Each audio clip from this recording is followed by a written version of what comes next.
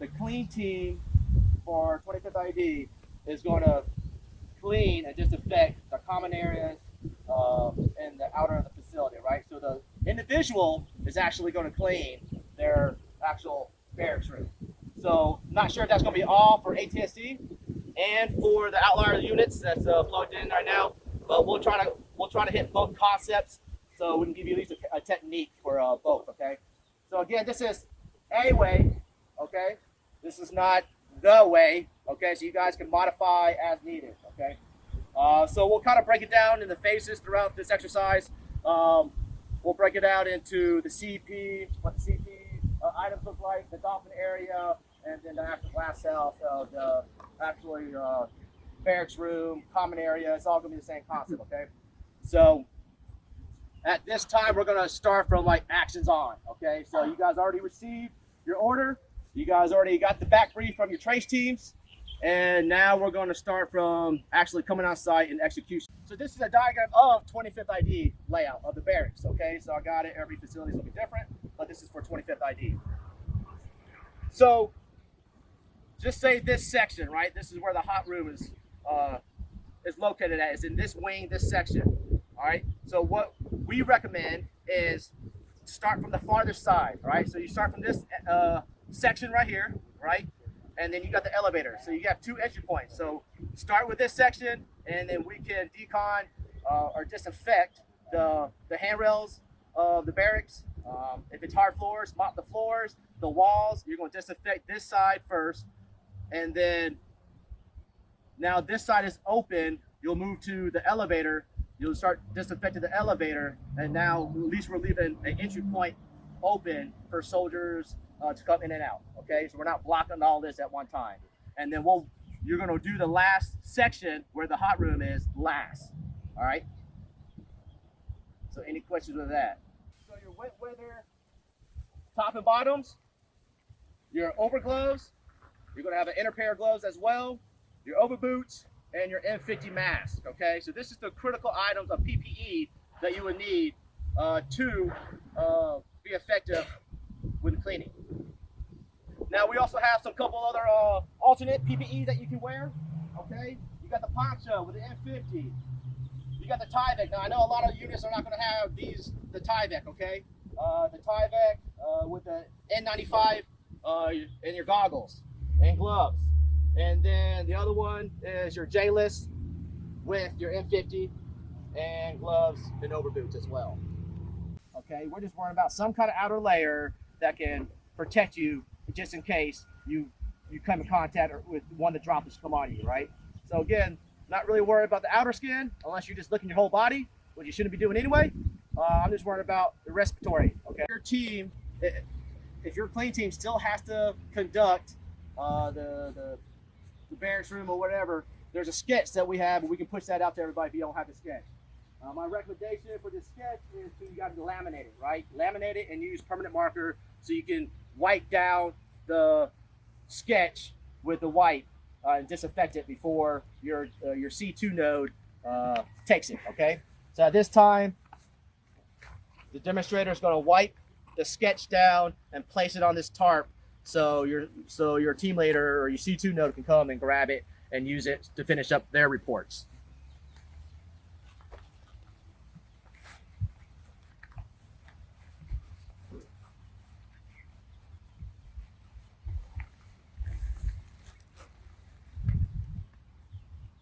All right, so from here, over here will be the equipment bag, all right? So you're gonna have kind of, again, 3 bags of trash, the linen, and the equipment bag. So from here, the equipment bag, just pick one of these. So the equipment bag will have like your carry-in case, you know, that has your spray bottles in, your trash bags that you're taking on target, your camera, and your clipboard that you can reuse again. That's what your equipment bag is for.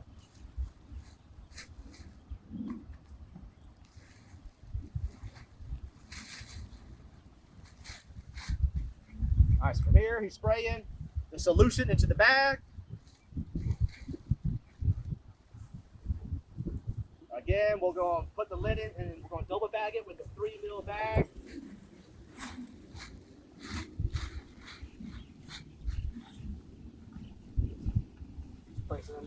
We're gonna gooseneck it again.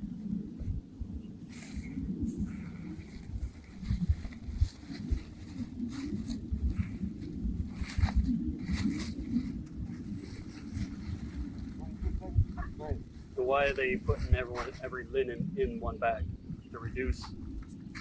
Again, if they'll have depends how much linen. I mean, again, let's be smart about this. So if you need to use multiple bags for linen and clothing, if you had to take those personnel clothing out, you might have like 15, 20 bags. Okay. So again, we're just using one for the linen. But again, if it takes you 10 to 15 bags, then it's going to take 10 to 15 bags to put all the linen in. All right, once he finishes goosenecking the equipment bag and the linen bags, he's going to go to station 1, right? So this is, again, station 1. He's bringing everything with him, right? Collapsing everything with him. So station 1, first thing you're going to do is fill your hands. And again, when I say fill your hands, you're washing your hands with whatever solution you guys have in that bucket, okay? And sanitizer is preferred because of less contact time.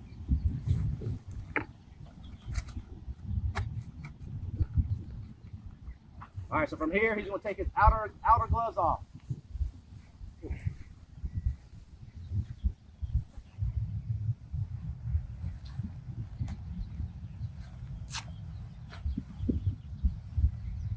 He's going to place those outer gloves into the equipment, the bag here, which is going to be all your equipment, your wet weather, and your outer gloves. Again, you guys can reuse those. He's going to go kill his hands again. And now he's going to doff his wet weather top.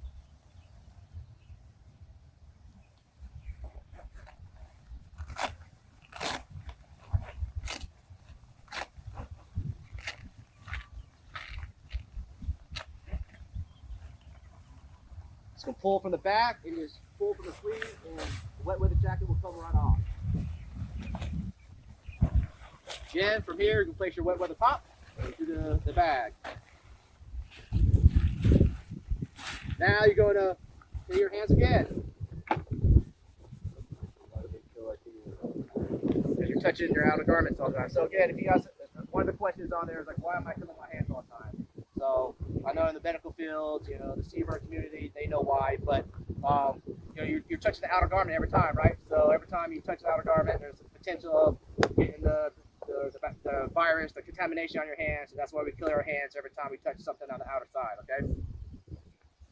From here, we're going to do our boots. All right, so we're going to loosen up our boots, our over boots.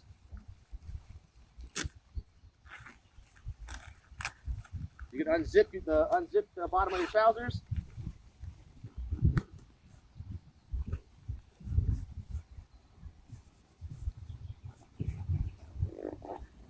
Take your over boots off.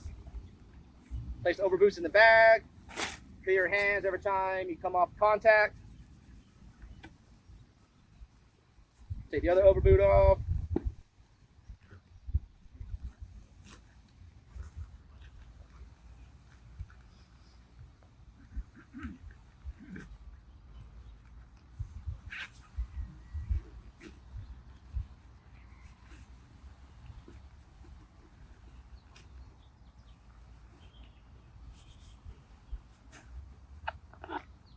And again, we recommend tennis shoes because it's just a lot easier to take off with those other boots. So now we're taking wet trousers off, right? So wet weather trousers we're going to take off, and then now because we unzipped the side, it should slide right off, even over your tennis shoes.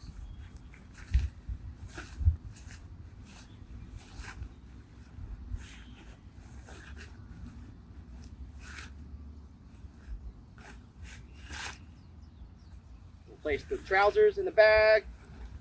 We're going to peel our hands.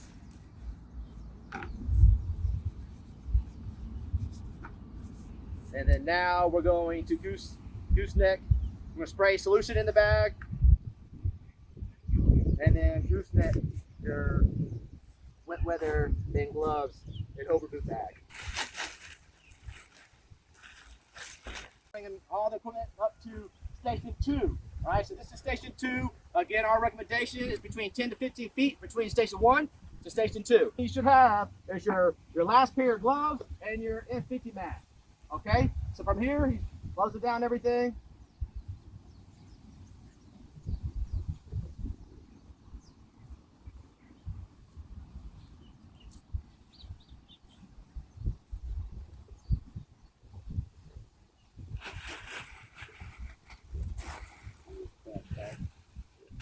And now the last couple steps are he's going to kill his hands. He's going to take his N50 mask off, place it into the other additional bag.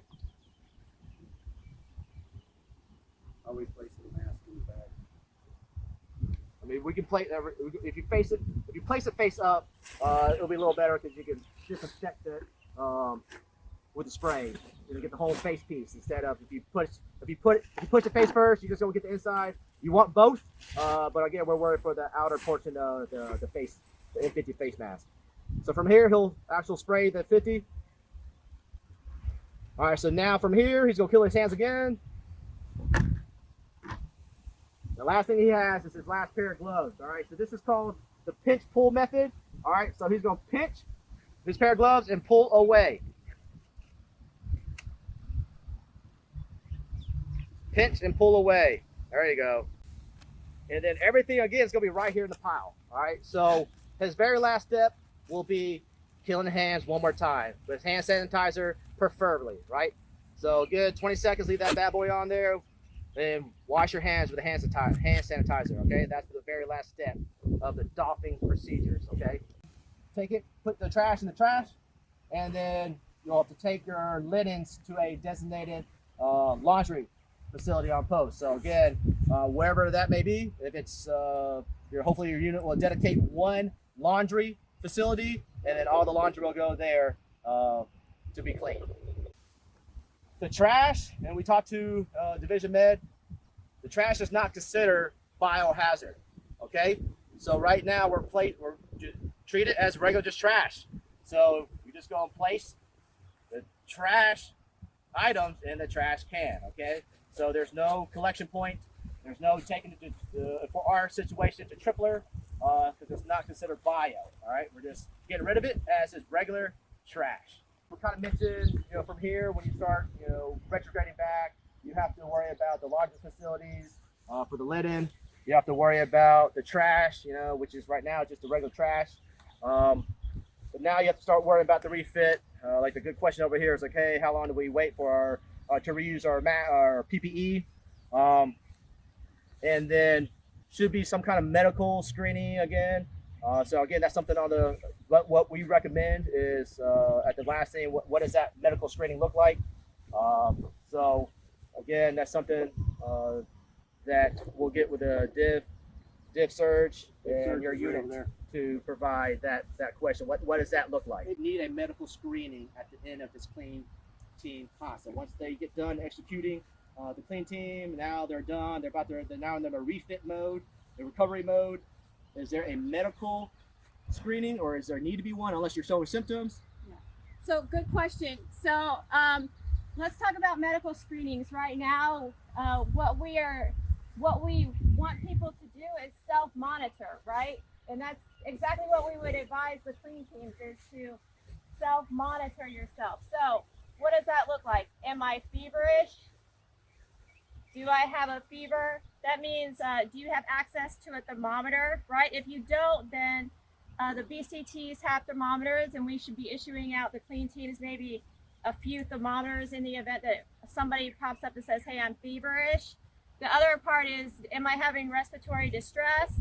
And then another thing is, any other symptoms of COVID-19 that everybody knows exactly what they're tracking.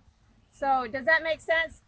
We would tell you all, hey, we can get a baseline temperature today. Do you feel any symptoms right now? And the answer would probably be no, right? Because if you're exposed to COVID-19, it takes up to 14 days to show those signs and symptoms, all right? So that's exactly what we tell you. Hey, self-monitor yourself for at least 14 days after this this clean team went in. Does that make sense to everybody? All right. Any other questions? Go ahead, sir. So I heard from my surgeon still that there's some apps that you can find, apps with the thermometer. Is there anything that division would recommend for like a phone app, taking temperature? So I don't recommend phone apps. I would say just your normal household thermometer, which is pretty even access. It's easily accessed. And like I said, some of the BCTs, we already have it, that we actually could issue it out to you if you need it. I wouldn't say you need to go on an app because that's not recommended. And we can even venture out into some of the infrared thermometers that people really want to go and get. And right now what we're seeing in some of the infrared monitors and some of the feedback is that, you know, those still are iffy also. So if you're going to use any of those infrared thermometers to monitor yourself, what I'll tell you is right now use the user guide to make sure that you're getting an accurate read. All right. What else? Do they go into ROM status upon completion, or is the risk mitigated due to PPE? Yes. So I'll tell you from the surgeon's perspective, the surgeon cell's perspective, this isn't a you need to go into ROM situation, which is why we discuss self-monitoring at this point. All right. So if in the event you start to feel sick, feverish, your respiratory distress, all those triggers that we've talked about, if you start feeling that way, then we can talk about quarantine, restricted movement, things of that nature. But restricted movement is really different from quarantine and isolation. All right. Any other questions? Ma'am? Why the M50 mask? Why not PPE that you're using in the hospital like an N95? Yeah, so I could talk about the supplies that your BCT have. All right. So they do have alternate. Now, I get that Chief and them have just talked about this is easily accessed, right? This is something that we have on hand. I'll tell you for the 25th stance, your BCTs have access to the white coveralls, the N95 mask, and things of that nature. And we really left it out to the BCTs to kind of come up with their own PPE plan in the event that you actually had to go and decon a room or a place.